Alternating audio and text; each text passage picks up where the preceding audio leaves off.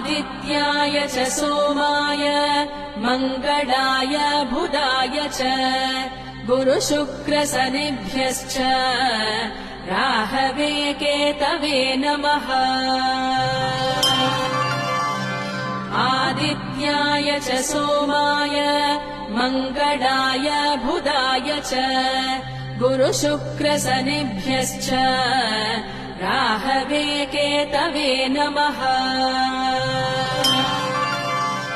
आदित्याय च सोमाय मङ्गलाय बुधाय च गुरुशुक्रशनिभ्यश्च राहवे केतवे नमः। आदित्याय च सोमाय मङ्गलाय बुधाय च गुरुशुक्रशनिभ्यश्च राहवे केतवे नमः।